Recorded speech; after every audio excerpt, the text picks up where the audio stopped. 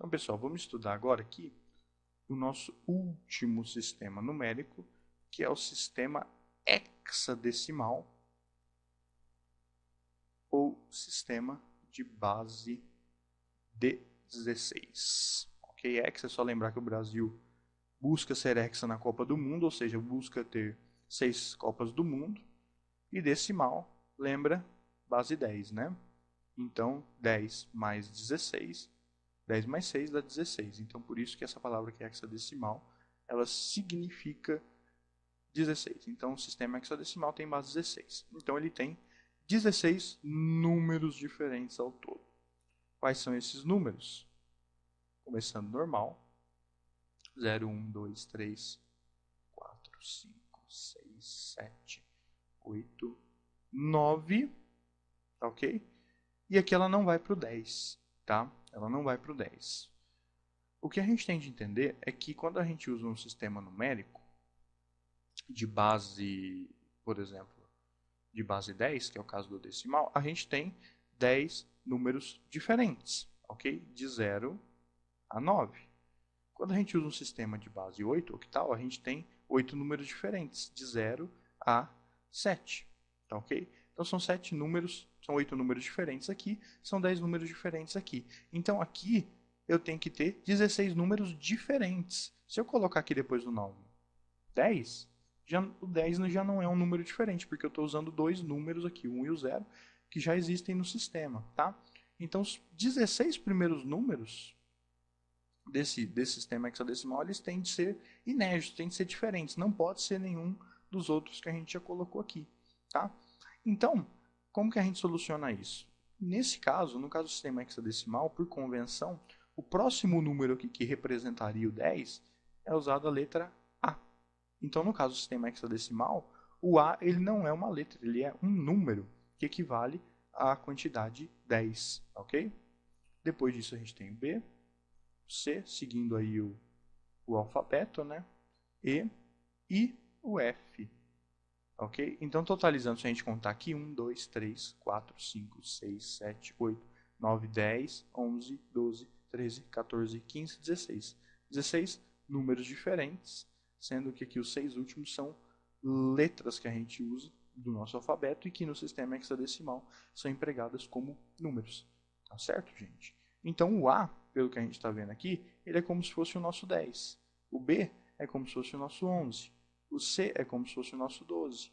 O D é como se fosse o nosso 13. Vamos apagar aqui.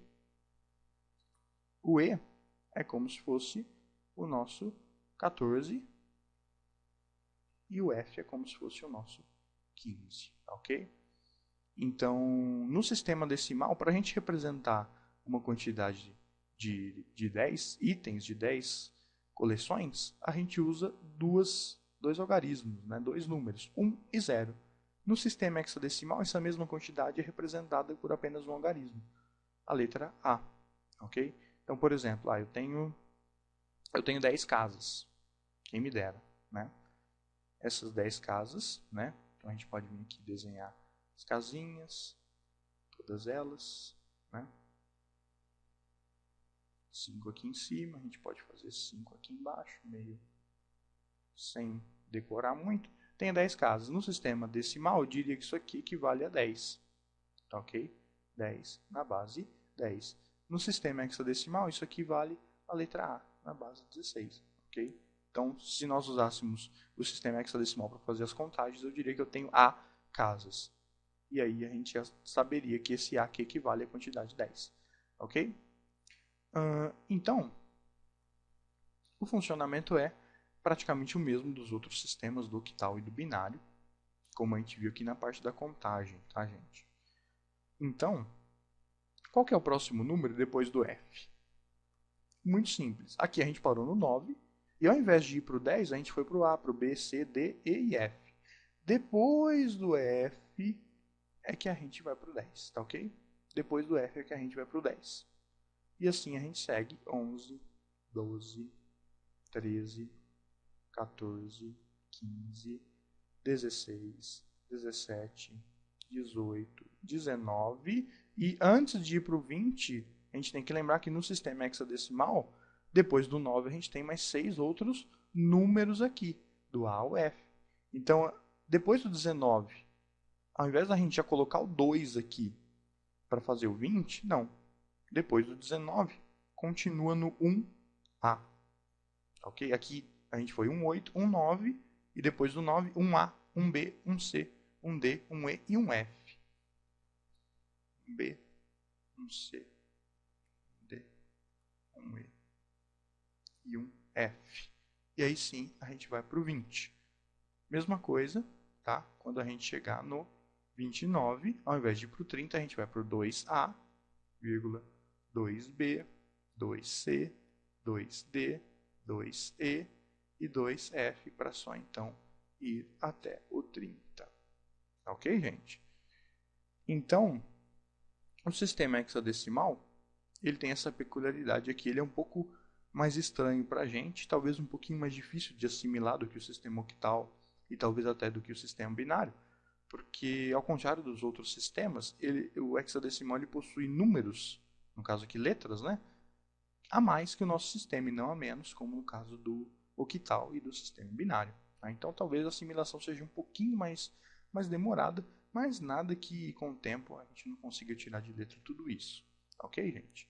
E para a gente finalizar essa videoaula aqui, vamos falar um pouquinho sobre qual é a aplicação do sistema hexadecimal. Para quem lembra a aplicação que a gente deu para o sistema octal, lá há 2 ou 3 videoaulas aí, né?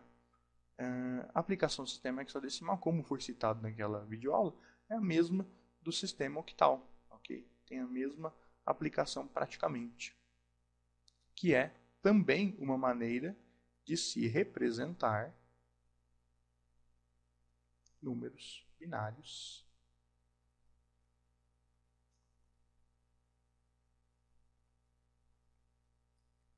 de forma mais compacta. Ok, gente? Eu acho que com isso já fica bem claro aí pra gente que o sistema hexadecimal ele possui praticamente a mesma aplicação que o sistema octal, como eu disse na aula de octal. Mais algumas videoaulas a gente vai entender isso aqui, tá? Como que essa representação é feita, e a gente vai dar uma explicação mais detalhada, vai dar exemplos, né? E tudo mais para ficar tudo bem claro. Mas por enquanto, a gente pode se contentar com essa explicação aqui e com a paciência de que mais para frente vocês vão entender certinho por que esses dois sistemas, hexadecimal e octal, são os mais utilizados para a representação de números binários, sendo que a gente viu que os números binários eles são a essência da eletrônica digital, que só trabalha com zeros e uns, ok? Então, logo mais em seguida a gente vai entender melhor por quê. Antes disso, antes da gente entender isso aqui, como de praxe, né, vamos aprender a fazer a conversão aqui do sistema hexadecimal para o decimal e vice-versa. E aí a gente pode entrar no mérito dessa questão aqui de outras que ficaram prometidas aí para o futuro. Muito obrigado a todos e até a próxima.